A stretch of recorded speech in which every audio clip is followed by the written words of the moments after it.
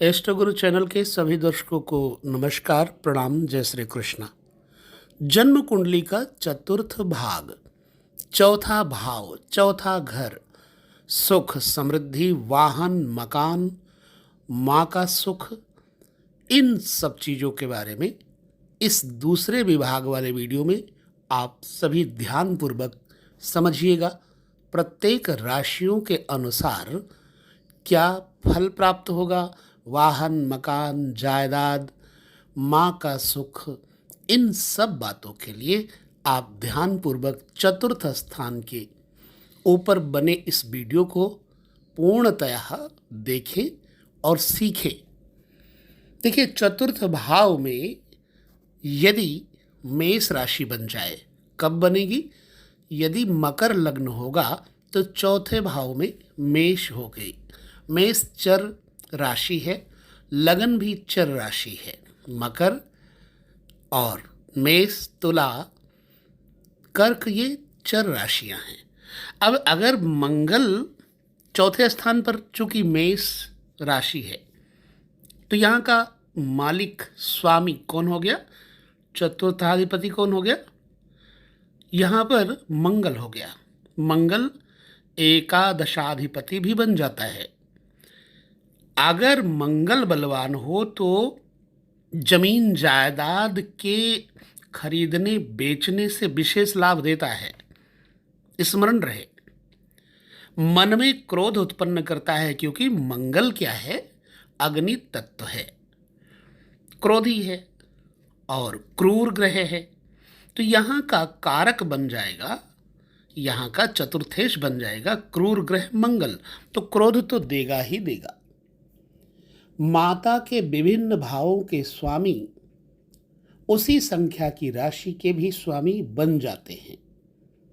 अतः यदि कोई ग्रह ज़्यादा निर्बल हो तो जिस राशि का वो स्वामी हो उस राशि द्वारा इंगित अंग में माँ को विशेष कष्ट होता है।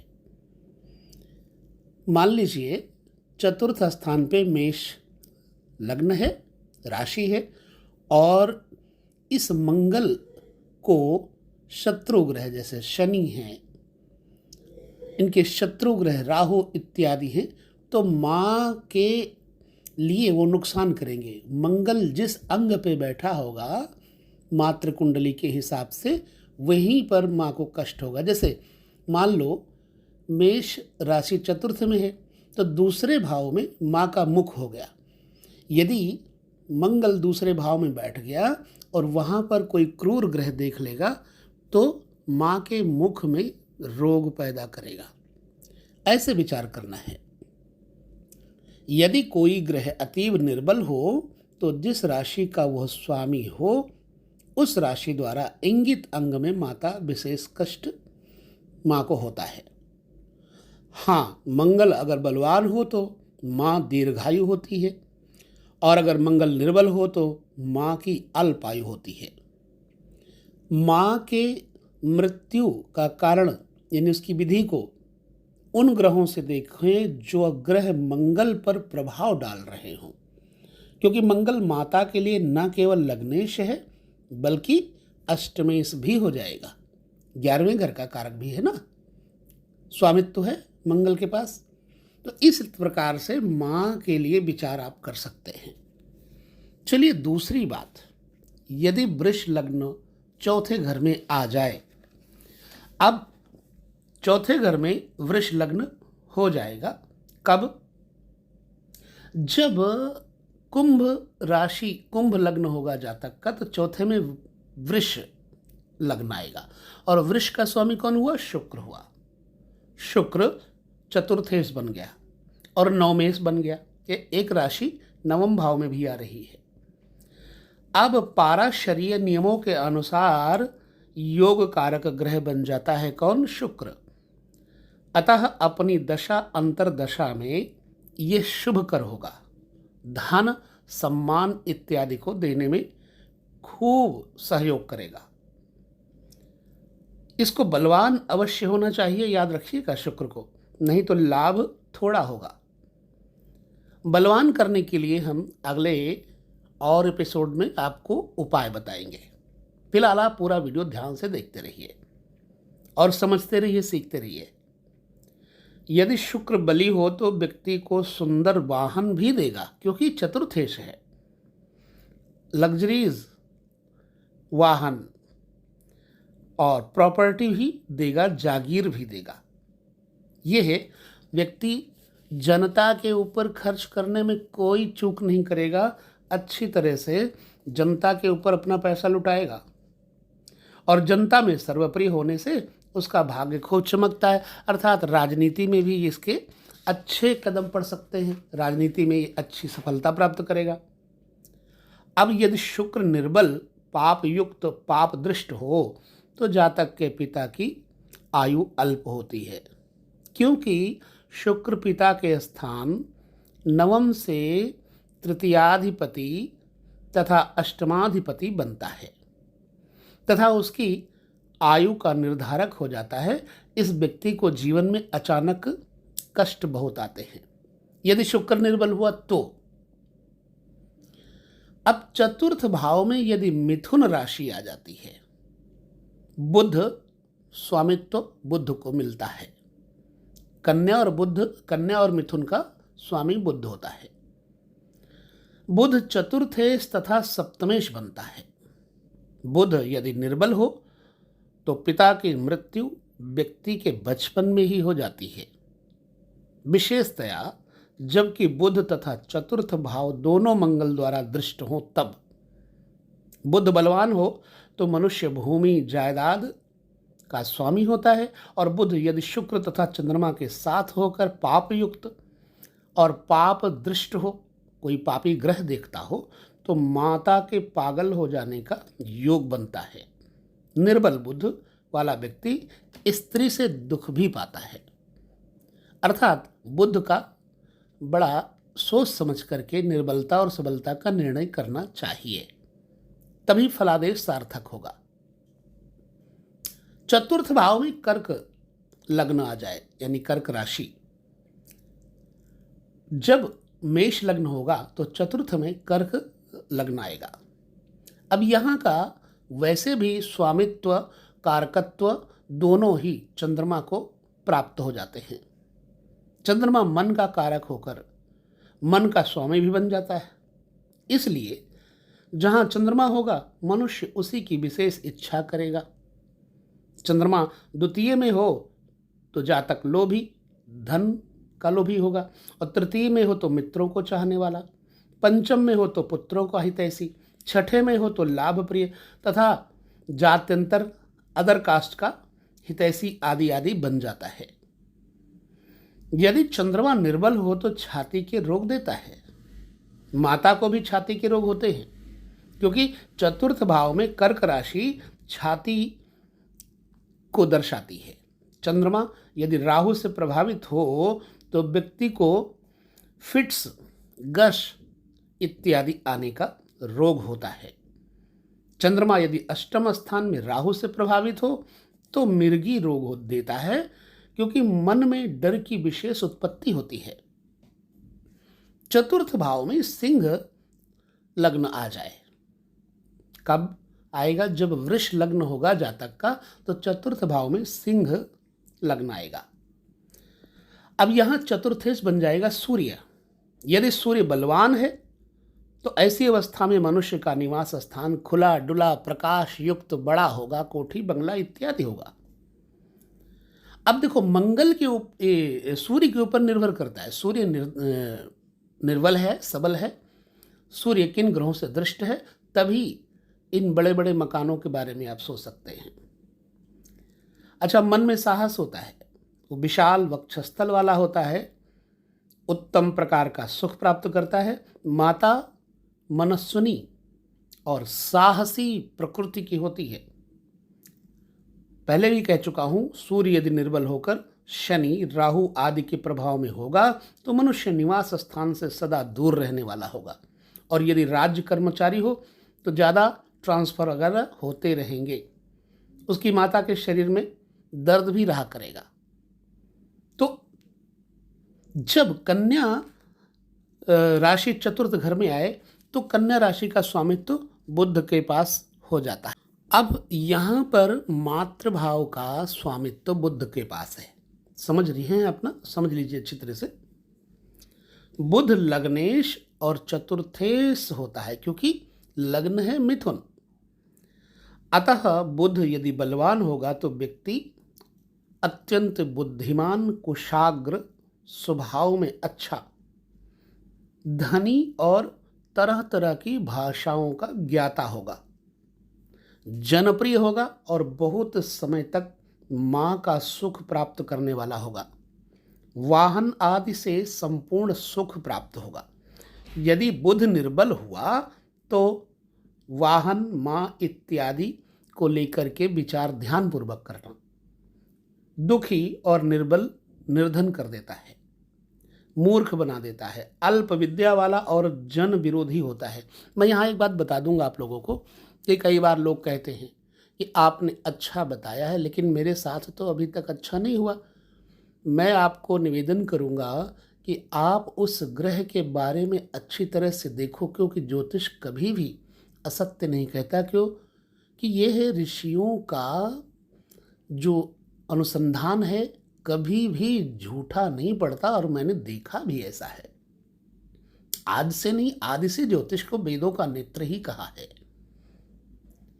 तो चलिए, यदि किसी जन्म कुंडली में तुला राशि चौथे घर में, नहीं तुला लग्न आ जाए, तो तुला लग्न जब चौथे में होगा तो लग्न आ जाएगा कर्क। कर्क लग्न वालों का चतुर्थेश बन जाएगा शुक्र। शुक्र चतुर्थाधिपति तथा एकादशाधिपति बनता है। शुक्र अगर सप्तम अथवा द्वादश स्थान में हो तो जातक बहुत कामातुर और विषयी होता है, क्योंकि द्वादश तथा सप्तम भाव भोग के भाव हैं और चतुर्थेश शुक्र मन में भोग विलास के प्रति संवेदनशीलता देता है। शुक्र और राहु अगर 12वें भाव में हो तो व्यक्ति की माता रोगिणी, जीर्ण, असाध्य रोगों से मृत्यु प्राप्त करती है, क्योंकि राहु की युति चतुर्थेश से व दृष्टि चतुर्थ भाव पर पड़ती है, पंचम। इसलिए शुक्र जो कि चतुर्थ भाव के लिए लग्नाधिपति तथा अष्टमाधिपति है, राहु द्वारा मरण विधि को बताता है। राहु जीर्ण तथा असाध्य रोग देता ही है।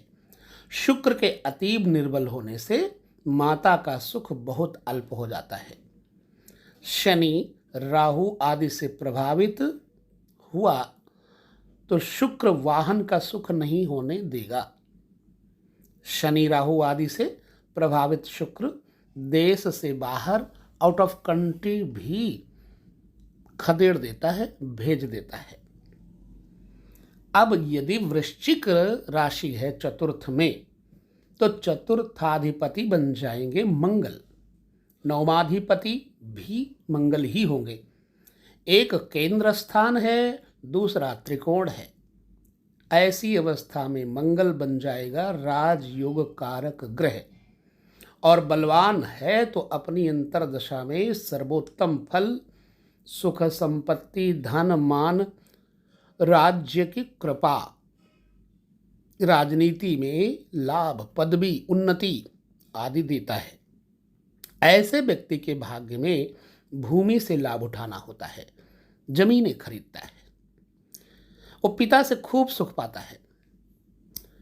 अगर मंगल निर्बल, पाप युक्त, पाप दृष्ट हो तो पिता को अल्पायु देता है, क्योंकि मंगल पिता के लग्न अर्थात नवम तथा उसके अष्टम चतुर्थ भाव का स्वामी बन जाता है। पाप युक्त या पाप दृष्ट मंगल पिता के अंडकोशों में कष्ट देता है, क्योंकि मंगल पिता के भाव से अष्टमेश बनता है। अब यहां पर हम चलते हैं धनु राशि अगर चौथे घर में है। चौथे घर में जब धनु राशि होगी तो यहाँ का कारक बन जाएगा बृहस्पति, चतुर्थेश बन जाएगा, स्वामित्व आ जाएगा बृहस्पति के पास, और सप्तमेश भी बनेगा क्योंकि सप्तम में मीन राशि है। इसलिए जातक मन से ज्ञानी तथा गौरवमय बनता है। गुरु यदि बलवान हो तो माता दीर्घायु होती है। जातक को वाहन की प्राप्ति, भूमि आदि का सुख तथा अन्य प्रकार से बहुत सुख मिलने वाला होता है, क्योंकि गुरु जहाँ सुख का स्थान का स्वामी है वहीं सुख का कारक भी है। निर्बल गुरु होने से केंद्राधिपत्य दोष उत्पन्न करता है और अपनी भुक्ति में रोग, शारीरिक पीड़ा, पेट में पीड़ा देता है और मनुष्य के जीवन में दुखों को ला करके अचानक खड़ा कर देता है। अब यदि लग्न है तुला तो चतुर्थ में मकर राशि बनेगी, मकर लग्न आ जाएगा चौथे, चूंकि हम चतुर्थ स्थान पर विचार दे रहे हैं। अब यहां चतुर्थेश हो जाएंगे शनि, तो शनि केंद्र, चतुर्थ तथा त्रिकोण अर्थात पंचम के स्वामी बनते हैं, इसलिए अत्यंत शुभ फल योग कारक बन जाते हैं। यदि शनि बलवान हो तो बहुत सा धन, भूमि, पदवी, उन्नति, मान सम्मान, यश, कीर्ति दिलाते हैं। मनुष्य जनता का हितैषी होता है, राजनीति में सफल होता है और आमोद प्रमोद प्रिय होता है। यदि शनि निर्बल हो तो पुत्र की ओर से दुख प्राप्त होता है और उसको माता का स्वभाव में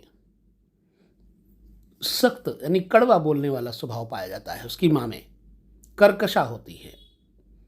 यदि शनि पर राहु का प्रभाव हो तो स्वार्थी होता है ऐसा जातक। इस पर मैंने पहले एक वीडियो बनाकर दिया है। तो मकर लग्न चतुर्थ में हो, उसके बाद अगर कुंभ लग्न हो तो यहां तब भी शनि ही बनेंगे चतुर्थेश, तृतीयेश और चतुर्थेश। यदि शनि बलवान होंगे तो जातक भूमि आदि का स्वामी होगा, जन कार्यों में भाग लेने वाला होगा, जनता जनार्दन के लिए जान लड़ा देने वाला होगा। इसलिए ऐसे व्यक्ति को मुखियापन प्राप्त होता है, मित्रों से सुखी होता है और माँ का बहुत सुख प्राप्त करता है ऐसा जातक।